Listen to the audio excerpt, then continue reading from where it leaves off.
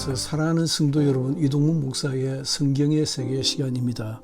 오늘은 첫째로 우리가 한국일보에 연재된 신문 칼럼을 살펴보았습니다. 오늘은 그 마지막 시간이 되겠습니다. 다음 주부터는 수상 가운데 한 권씩을 한두 주일 떼도록 그렇게 할까 합니다. 여러분들 기대해 주시고, 그것도 워낙 많기 때문에 그 많은 것들을 다 섭렵하기보다는 제가 아주 인상 깊게 생각하는 책들을 살펴보고 곧바로 보다 더 신학적인 이야기들로 넘어가야 할 것 같습니다. 오늘은 한국일보에 게재된 신문 칼럼의 마지막 시간으로 다섯 번째입니까? 여섯 번째입니까? 여섯 번째. 첫째, 신문 칼럼의 특징이 여러분들은 무엇이라고 생각하십니까? 저는 여러분들과 공유했으면 하는 생각들이 참 많습니다. 제가 처음 신문을 만나게 되었을 때, 그 만나게 되었다는 말은 대면하여 만났다는 뜻이 아니고 그에게서 큰 충격을 받았을 때라는 다른 표현입니다. 그에게서 큰 은혜를 받았을 때라는 말의 다른 표현입니다. 그에게서 큰 은혜를 받았을 때 뭘로 표현할 수 없는 용암이 터지는 것 같은 그런 감동을 받고 또 깨닫고 은혜를 입었었는데, 그 은혜를 입었을 때에 만나는 모든 사람에게, 그래 제가 은혜를 받고 집회를 마치고 내려오면서 그날 밤에 꼬박 세웠거든요. 마지막 날 밤에. 그래서 내가 고속버스를 타면 골아 떨어지겠다 했는데 웬걸 한숨도 안 잤습니다. 한숨도 안 자고 옆에 앉아 계시는 여자분에게 복음을 전했습니다. 그리고는 도착하자마자 입원해 있다는 여동생을 찾아갔습니다. 그러니까 초췌한 모습 그대로 여동생을 찾아가서 내가 복음을 알게 되었다라고 귀신에 대해서 얘기하고 하여튼 대단했습니다. 한동안 정말 정신없는 사람이었습니다. 그야말로 술 취한 사람같이 그렇게 사람을 만날 때마다 신문을 소개하고 그의 가르침을 소개하고 제가 깨달은 바를 또 나누고 했습니다. 첫째는 신문 칼럼이 가지고 있는 첫째는 신학 같지 않은 신학이라는 것입니다. 여기 신학 같지 않다는 말은 아주 스토리텔링, 이야기형의 말들이지만 아주 구수한 이야기, 서민의 이야기 같은 그런 평범한 이야기지만은 그러나 신학 같지 않은 신학이라는 것입니다. 그 말들 속에는 굉장히 심오한, 한 번 더 정리해 보아야 하는, 신학적으로 앞뒤를 한번 따져 보아야 하는 그런, 그리고 또 더 깊이 미처 생각해 보지 못했던, 아니 미처 여타의 목사님들에게서 들어보지 못했던 메시지를 들었을 때의 그 충격, 이와 같은 이야기들, 신학 같지 않는 신학이 신문 칼럼의 저는 첫째 특징이었던, 첫째 둘째라 할 것도 없는데 워낙 그 신학 같지 않는, 그러나 그냥 지나칠 수 없는 어떤 신학적 아주 뭉텅거리 같은 얘기들을 담고 있었다 하는 것입니다. 두 번째는 아마 세 번째쯤 될 건데 저는 하여튼 두 번째로 삼았습니다. 때묻지 않는 한국적 정서가 그의 글 속에는, 그의 메시지 속에는 늘 담겨 있었습니다. 때묻지 않았다는 것은 신문은 참 때묻지 않은 사람 같았습니다. 이야기 자체가 너무 소박하고 한국적 정서를 그대로 안고 와서 우리에게 전해주기 때문에 여타의 다른 분들도 마찬가지로 아주 솔깃하게 듣고 솔깃하게 들으니 그게 깨달음이 있죠. 근성근성 들으면 은혜를 받겠습니까? 그러니까 아주 솔깃하게 들을 수밖에 없는 그런 재미나는 이야기, 구수한 이야기, 한국적 이야기들을 가지고 복음을 전했습니다.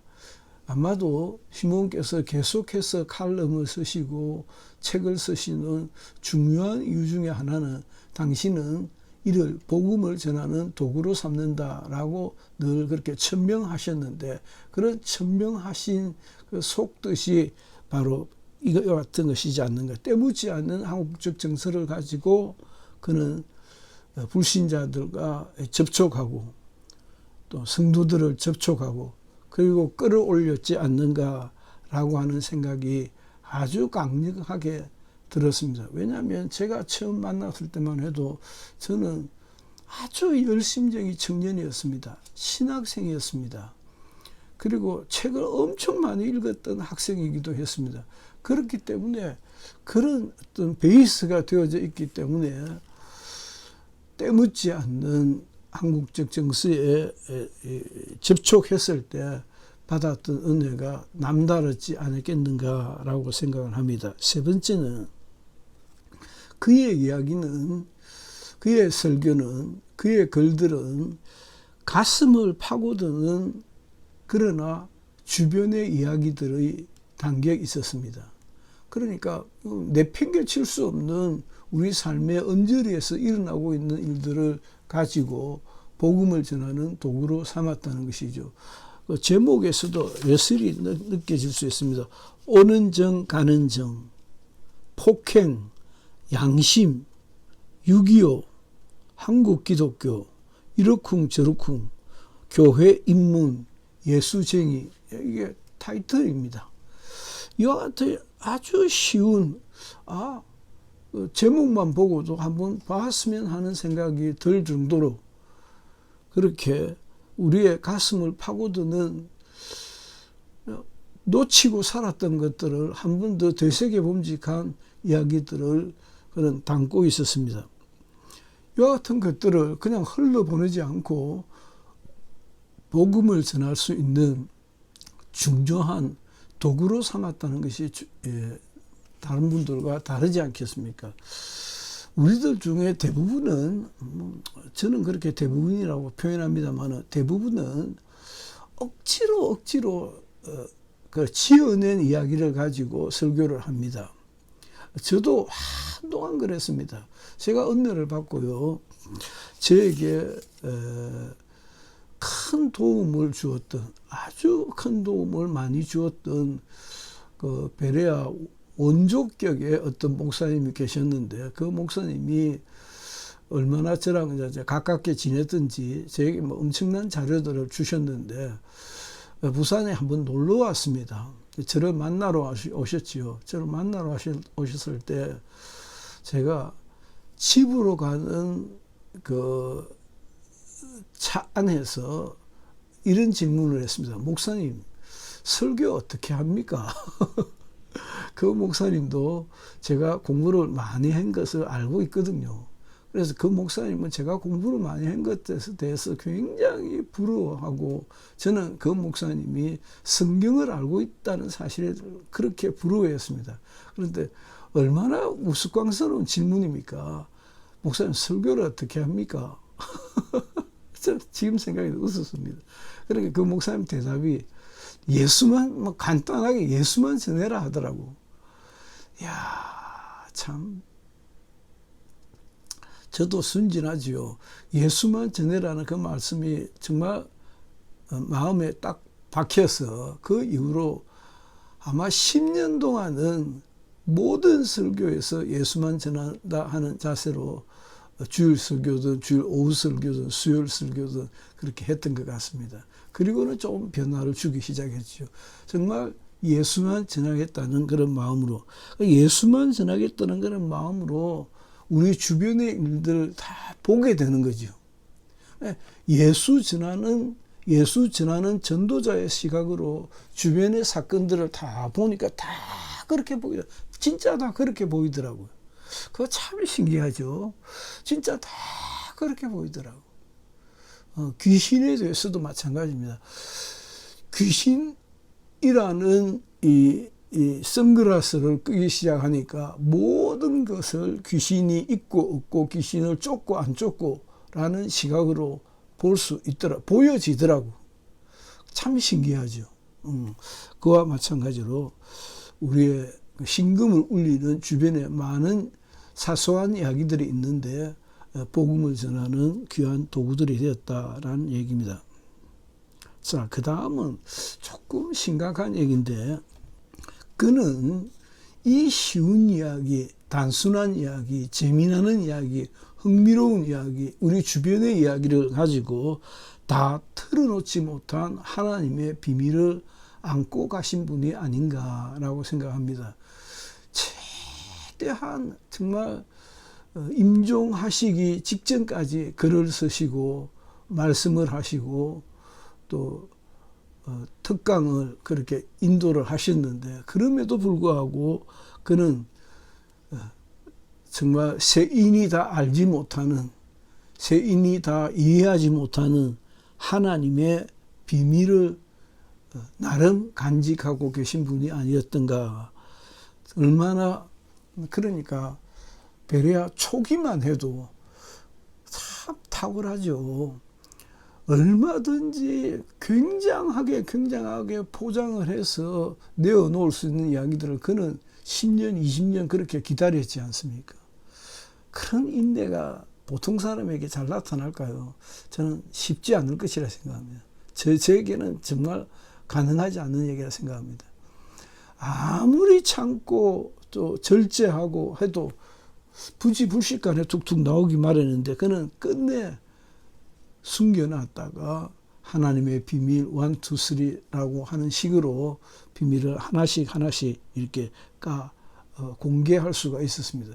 마찬가지로 임종하시기까지 그는 아주 비밀한 것들을 알고 계시다가 그 알고 계시는 것들을 다 설명치도 못하고, 다 설명한다고 하셨지만은 그러나 성도들을 다 변화시키지 못했다는 것은 그렇게 안티 베레안들이 나타날 수 있었던 것은 참 이들이 알지 못하는 도다라고 하는 주의 말씀이 그대로 생각나는 것이죠.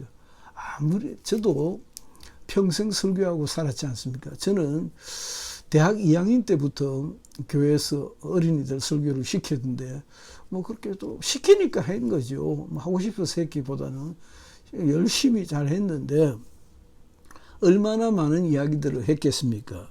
그럼에도 불구하고 다 털어놓을 수 없었던 이야기들을 그는 간직하고 계셨다. 왜냐하면 갈수록 시므온의 세계를 들여다보면 볼수록 점점 더 오묘해지고, 뭔가 미치지 못하는 어떤 세계가 목사님은 가지고 계셨던 것이 아니었던가 하는 생각들을 여러분들도 제 못지않게 그 의문을 던졌을 것이라 그렇게 생각을 합니다. 그렇게 참 어쩌면 고독하시고 외로우신 분이셨다. 왜냐하면 다 털어놓지 못하는 것으로 인해서, 또 청중들이 다 이해하지 못하는 것으로 인해서 그런 안타까움이 있었지 않는가라고 생각합니다. 그것은 남은 후학들의 또 나름의 깨닫고 하는 것이 버전 1, 2, 3, 4, 5, 6 이렇게 버전 1, 2, 3, 4로 다 이렇게 새로운 뉴 버전으로 이렇게 번져나가리라고 생각을 합니다. 마지막으로는, 이 마지막이 아닌데 제가 순서를 이렇게 하다 보니까 그렇게 한 것입니다. 시므온 설교, 메시지, 신학, 시므오니즘의 가장 중요한 것이 무엇이, 저는 시므온을 만났을 때 나보고 제가 책을 참 많이 읽는 사람으로 소문이 났었거든요. 그러니까 아니 도대체 이 목사가 김기동 목사라, 그 친구들은 김기동 목사라고 하죠. 김기동 목사 그 사람한테서 뭘 봤는데 할 때 제가 몇 가지를 얘기했습니다. 첫째, 영의 세계를 알았다 하고 영의 세계를 이야기했었고, 둘째, 성경이 보였다라고 했습니다. 성경이 딱 보이더라고요.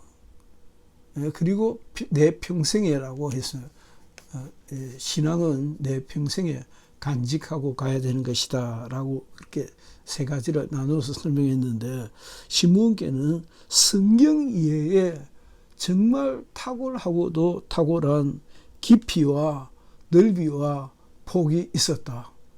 그에게만이 있는, 좀 그렇게 그런 깊이가 있었을까 참 이해가 잘 안 되는 부분인데, 그것도 제 나름대로 제가 이런 얘기를 하면 역시 이동훈 목사님은 그 공부를 좀 많이 했기 때문에 그 중요한 포인트를 잘 찾아낸다고 하더라고요. 뭐 공부를 많이 했다는 게 자랑스럽고 뭐 그런 뜻이라기보다는 그렇게 나를 평가하더라고요. 성경 이해의 탁월한 깊이, 정말 그 깊이를 측량할 수 없을, 그 폭을 측량할 수 없는, 그 넓이를 측량할 수 없는, 어쩌면 그렇게 줄줄 외우면서 세상 떠나실 때까지 줄줄 외우면서 성경을 기억하고 계시고 적재적소에 성경을 인용을 하실까? 그 탁월함이 어디에서 나오는 것일까? 저는 그것을 순박한 충청도 청년의 비밀이라 생각합니다. 그러니까 기존의 요리문답과 성경 공부와 신학에 물들지 아니한 아주 순박한 깨끗한 충청도 청년의 그 뜨거운 성경 읽기에 의해서 단번에 예수를 믿음과 동시에 단번에 성경을 수십 독을 하면서 성경 이해에 남다른 폭과 깊이와 넓이를 간직한 것이 아닌가. 그것을 하나님의 은혜라고 하면 은혜고, 개인의 탁월한 정성의 결과라고 하면 결과일 수도 있고 그랬을 것입니다. 아무튼 그에게는 도저히 어느 누구도 범접할 수 없는 그런 깊이, 넓이, 참 부러운 같은 설교자로서 부럽다고 쉽게 설명할 수 없는 너무도 화려한 놀라운, 정말 간직하고 싶은 하나님의 놀라운 은혜로 나도 그런 한번 능력을 한번 가져봤으면 좋겠다라는 생각이 들 정도로 그에게는 그분만이 가지는 영성에 의해서 성경 이해에 탁월함이 있었다라고 하는 말씀을 드립니다. 이렇게 큰 첫 번째로 한국일보에 게재한 시므온 칼럼을 살펴보았습니다. 총 6번의 그 개요를 통해서 여러분들이 시므온을 한번 접해보면 어떨까 하는 생각이 듭니다. 이동훈 목사의 성경의 세계 시간이었습니다. 감사합니다.